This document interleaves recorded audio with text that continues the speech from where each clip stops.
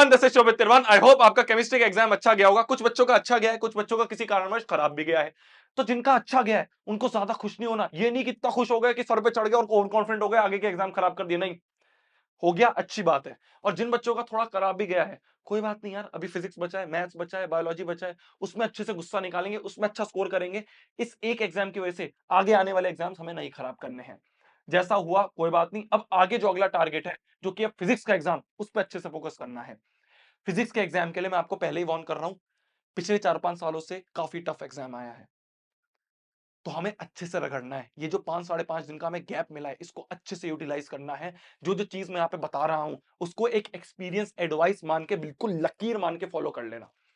मैंने 2019 में अपना एग्जाम दिया था। 2019 का एग्जाम फिजिक्स का टफेस्ट एग्जाम था। मैंने 92 स्कोर करा था उसमें।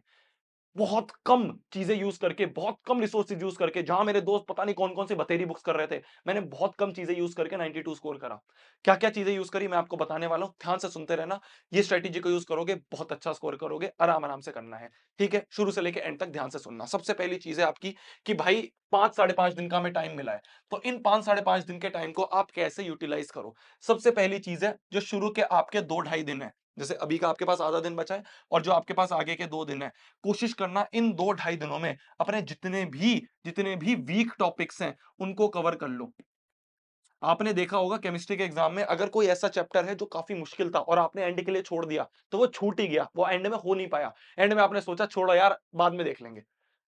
तो इसलिए पहले जो भी आपको हार्ड टॉपिक्स लगते हैं, जो भी आपको वीक टॉपिक्स हैं आपके, उन सारे टॉपिक्स को पहले ही खत्म कर लेना, आखिरी के लिए मत छोड़ना। क्योंकि क्या होगा, आखिरी में अगर आपने छोड़ दिया तो आखिरी में इतनी टेंशन होती है, फिर आप सोचोगे छोड़ो यार, इसे छोड़ देते हैं, बाकी जितना हुआ उतना करके आ जाएंगे।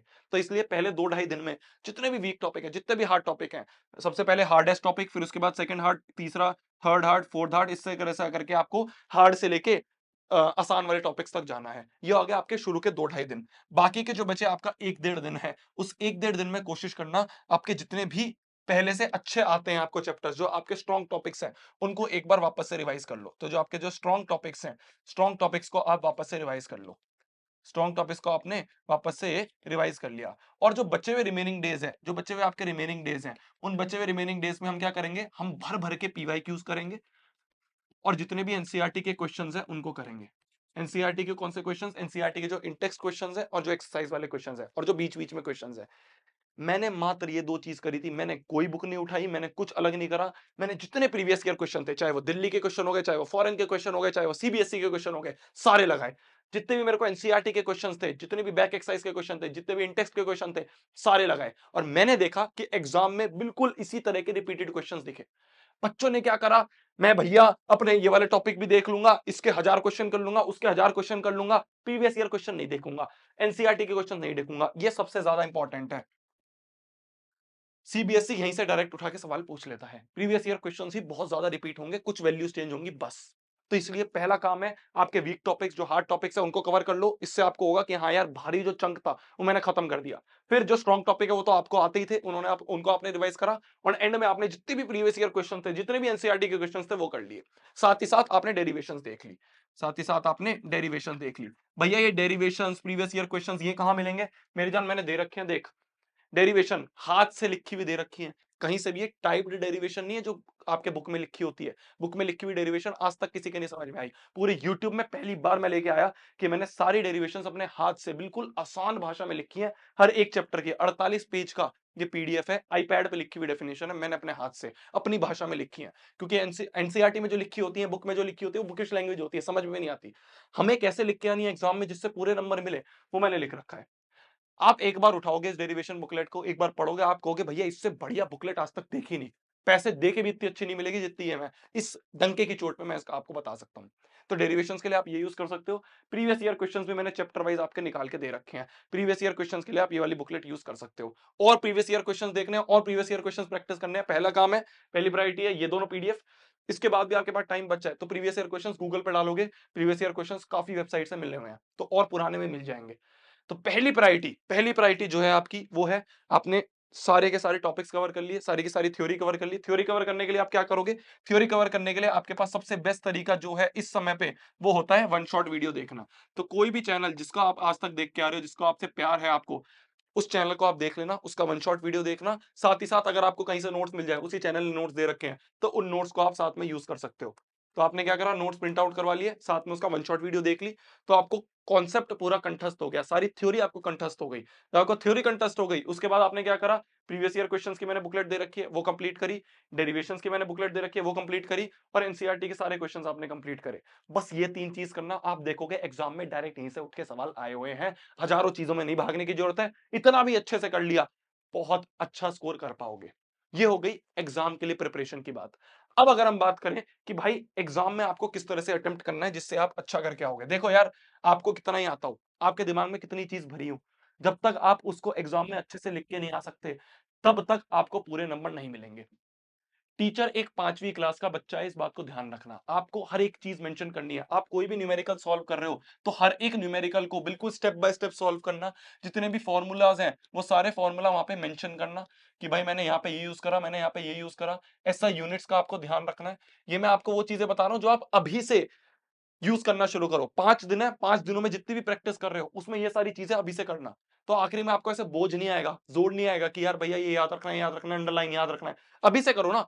जब भी क्वेश्चन सॉल्व कर रहे हो, ब्रैकेट में फॉर्मूला लिखने की आदत बना लो। ब्रैकेट में एसआई यूनिट को जो भी चेंज कर रहे हो, उसको लिखने की आदत बना लो। तो इससे क्या होगा, अभी से आदत बन जाएगी, 5 दिन बाद आप एग्ज़ाम में भी वैसे ही लिख के आओगे। तो ये बात हो गई। दूसरी बात जो आपको ध्यान रखनी है, वो होती है रफ पेज की। ये मैं हर साल बच्चों को बताता हूँ। मैंने ये जेईई में सीखा था। देखो यार, जो आपका एग्जाम का आखिरी वाला पेज होता है, आंसर शीट जो आखिरी वाला पेज होता है, उस आखिरी वाले पेज को एक रफ पेज मानते हैं हम। क्यों रफ पेज मानते हैं? मान लो आपके कुछ क्वेश्चंस हैं, मान लो 1 2 3 4 5 6 7 8 9 10 ये क्वेश्चंस हैं, ठीक है? मान लो आपने पहला क्वेश्चन सॉल्व करा यहाँ पे, दूसरा क्वेश्चन आपने सॉल्व करा यहाँ पे, हो गया। तीसरा क्वेश्चन आपने सॉल्व करा यहाँ पे, नहीं हो पाया। फिर आपने चौथा क्वेश्चन सॉल्व करा यहाँ पे, हो गया। पांचवा क्वेश्चन आपने यहाँ सॉल्व करा, नहीं हो पाया।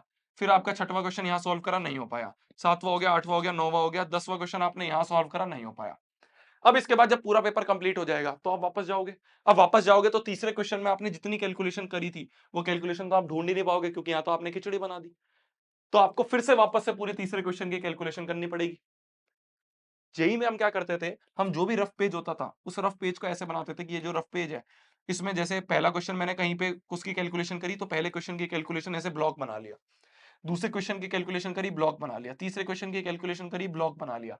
कि मान लो तीसरा क्वेश्चन सॉल्व ना होता, तो मैं वापस जब सॉल्व करूंगा, रीअटेम्प्ट जब मैं करूंगा, तो डायरेक्ट इस ब्लॉक पे पहुंच जाऊंगा। मेरे को वापस से पूरी कैलकुलेशन करने की जरूरत नहीं पड़ेगी। इस ब्लॉक पे मैं आया, यहीं पे देख लिया, कुछ गलती है तो ठीक कर ली, वरना से मैंने इसी वाली कैलकुलेशन को यूज करके वापस से थर्ड क्वेश्चन को सॉल्व करा। तो इससे क्या होता है, टाइम बचता है। एक एक सेकंड जरूरी होता है। टीचर जब छीनने आती है पेपर, तो क्या होता है कि मैम 1 मिनट दे दो, 1 मिनट दे दो, 1 मिनट दे दो। तो 1 1 मिनट जरूरी है। वो 1 1 मिनट कैसे बचेगा, वो मैंने आपको बता दिया। तो रफ पेज को इफेक्टिवली यूज करना, एंड पहले ही एक बार ऐसे कांटा मार देना, जिससे कि आखिरी में अगर आप कांटा मारना भूल भी जाओ, तो वो कट लगा पड़ा है। ये हो गई आपकी रफ पेज की बात। इसके बाद आपको एक चीज ध्यान रखनी है कि भाई जितने भी क्वेश्चंस हैं, उनको अंडरलाइन कर देना। थोड़ा साफ सुथरा लिखना। ये मत करना कि देखो टीचर को जितना कष्ट दोगे, उतना कष्ट वो नंबर देने में देगा। तो अंडरलाइन करोगे, टीचर वहीं जाएगा, अंडरलाइन वाली चीजें टिक करेगा, नंबर दे देगा। आप अंडरलाइन नहीं करोगे, आप सोचोगे भैया आलस आ रहा है, भैया मेरा दोस्त तो निकल गया था, मैं भी निकल रहा हूं, इसलिए दोस्त 5 मिनट रुक भी जाएगा बाहर। तुम पहले 5 मिनट जो भी आपके पास आखिरी में टाइम बचा है, उस आखिरी टाइम में जितना भी आप अंडरलाइन कर सकते हो, जितनी भी चीजों को आप हाईलाइट कर सकते हो, हाईलाइट कर देना। क्योंकि टीचर को क्या होगा, अच्छा लगेगा कि हाँ यार, जो जो इंपॉर्टेंट चीज थी वो हाईलाइट कर दी, वहीं पे नंबर देगा और चला जाएगा। पूरा आंसर नहीं पड़ेगा वो। इससे आप ही को फायदा है। आखिरी में अगर आपको 10-15 मिनट बच रहे हैं, तो पूरा पेपर एक बार रिवाइज जरूर कर लेना मेरी जान। ये मत सोचना कि भैया यार हो गया था, भैया आलस आ रहा था, चला गया। नहीं, 10-15 मिनट की बात है। जिस चीज में आलस आता है, वही चीज आपको अच्छे नंबर देके आएगी। तो जहां-जहां पे आपको आलस आ रहा है कि भैया यार नहीं मन कर रहा था रीचेक करने का, करो रीचेक। गलतियां निकलेंगी, नंबर बचेंगे। एक-एक नंबर कीमती है। फिजिक्स का पेपर मुश्किल आता है, कहीं-कहीं से भी आपको एक-एक नंबर मिल रहा है, बहुत जरूरी है। क्या मेरी बात मैं डरा नहीं रहा हूं मेरी जान, मैं अवेयर कर रहा हूं, क्योंकि बच्चे हल्के में ले लेते हैं। हल्के में लेते हैं, फिर उसके बाद पेपर से रोते हुए आते हैं। मैं नहीं चाहता तुम रोते हुए आओ। समझ में आ नहीं मेरी बात? अब अगर हम बात करें आपके टाइम मैनेजमेंट की, तो वही मैंने इंग्लिश में भी आपको एक टाइम मैनेजमेंट की ट्रिक बताई थी। सबसे पहली चीज़ तो देखो, जो शुरू के आपको 15 मिनट का रीडिंग टाइम मिलेगा, उस 15 मिनट के रीडिंग टाइम में 2-3 चीज़ें कर लेना। पहली चीज़ कि जितनी भी एसआई यूनिट्स हैं, उनको अंडरलाइन कर देना। क्वेश्चन में जितनी भी एसआई यूनिट्स मिल रही हैं, उनको अंडरलाइन कर देना। क्यों? क्योंकि मान लो 5वें क्वेश्चन में एसआई यूनिट्स आपने अंडरलाइन करी। आपने अब आंसर करना शुरू करा, 15 मिनट खत्म हुए, आपने आंसर करना शुरू करा। अब आप 5वें क्वेश्चन पे पहुंचे आधे घंटे बाद। आधे घंटे बाद आपने क्या करा, देखा यार एसआई यूनिट पे अंडरलाइन है। तो आपके दिमाग में एकदम खटेगा कि अच्छा यार, यूनिट कन्वर्जन तो नहीं हो रहा, कहीं पे यूनिट चेंज तो नहीं करनी। तो इसलिए मैं कह रहा हूँ पहले अंडरलाइन कर देना। खाली दिमाग होता है 15 मिनट में शुरू, अंडरलाइन कर देना। जिससे कि जब उस क्वेश्चन पे जाओ तो एक तरह से ये घंटी है, एक बार चेक कर ले मेरी जान, यहाँ पे कोई ऐसा यूनिट कन्वर्जन तो नहीं है। ठीक है? ये पहली चीज़। दूसरी चीज़ होती है जहाँ जहाँ पे आपके चॉइस है क्वेश्चन में, उन चॉइस वाले क्वेश्चन्स को पहले से ही देख लो कि कौन-सा वाला करने वाला हूँ मैं, कि भाई ये वाला करूँगा, ये वाला करूँगा, ये वाला करूँगा, ये वाला करूँगा। ये जो डिसीजन है, ये शुरू के 15 मिनट में ले लेना। असर्शन रीज़न वाला क्वेश्चन जो होते हैं, असर्शन रीज़न वाले क्वेश्चन शुरू के 15 मिनट में कर लेना। तो ये सारी वो चीज़ें हैं जिसमें आपको लिखने की ज़रूरत नहीं है, पर दिमाग लगाने की ज़रूरत है। तो वो दिमाग लगाने वाली चीज़ आगे के 3 घंटे में मत करो, अभी शुरू के 15 मिनट में कर लो। क्या मेरी बात समझ में आई? इसके बाद आपको टाइम मैनेजमेंट के लिए मैंने बता ही रखा है कि आपके जितने भी टाइम है, एक तरह से अप्रॉक्सिमेटली मान लेना कि 1 मार्क्स के लिए आपके पास अप्रॉक्सिमेटली 2 मिनट है। 1 मार्क्स के लिए आपके पास अप्रॉक्सिमेटली 2 मिनट है। तो ये चीज़ दिमाग में रख के आप अपना पेपर करना। ये मैंने इंग्लिश के पेपर में बताया था। इस तरह से करोगे तो आपके पास आखिरी में आप देखोगे टाइम मैनेज्ड है। पेपर आपका छोटा नहीं है। क्या मेरी बात समझ में आ रही है? जैसे मान लो 5 नंबर का सवाल आया, तो भैया क्या बार-बार 1 नंबर 2 मिनट, 1 नंबर 2 मिनट देखेंगे? मैंने कहा नहीं। मान लो 5 मार्क्स का सवाल आया, तो 5 मार्क्स का सवाल, 1 मार्क्स के लिए 2 मिनट है, तो 5 मार्क्स के लिए कितने हुए आपके पास? 10 मिनट। तो 10 मिनट से ज़्यादा मैं इस सवाल में नहीं दूँगा, इस सवाल में मैं नहीं दूँगी। इस चीज़ को हमें दिमाग में रख के पूरे क्वेश्चन को अटेम्प्ट करना है। आखिरी टाइम में मैं फिर बोल रहा हूँ, प्रीवियस ईयर क्वेश्चंस, आपकी डेरिवेशंस और आपके एनसीईआरटी के क्वेश्चंस, ये 3 चीज़ को कंठस्थ कर लेना। अगर आपको सोते हुए भी कोई पूछ ले कि भाई प्रीवियस ईयर क्वेश्चन ये वाला सॉल्व कर सकता है, तो आप कर सकते हो। इस जोश के साथ आप इन तीनों चीज़ों को कर लेना। आप देखोगे भैया सेम टू सेम उठ के सवाल आए हुए हैं। इन तीनों चीज़ों को अच्छे से फ़ोकस करना है और जब भी आप अब तैयारी कर रहे हो, तो ये सारी चीज़ें दिमाग में रख के करना कि भाई मैं इस तरह से पेपर प्रेज़ेंटेशन करते हुए करूँगा। रफ़ में ही कर रहे हो चाहे, पर ब्रैकेट में आपने फ़ॉर्मूला लिखा, ब्रैकेट में आपने सारी चीज़ें लिखी, रफ़ पेज को अच्छे से इस्तेमाल करा। ये सारी चीज़ अभी से आदत बना लेना। 4-5 दिन का आपके पास गैप है, अच्छा पेपर हो जाएगा। मुश्किल आता है, पर मुश्किल उनके लिए आता है जो बिल्कुल हवा में चले जाते हैं। अगर आप अच्छे से प्रैक्टिस करके जा रहे हो, अगर आप अच्छे से सब चीज़ करके जा रहे हो, तो आपके लिए कोई मुश्किल नहीं है। आप अच्छे से सब चीज़ करके जा रहे हो।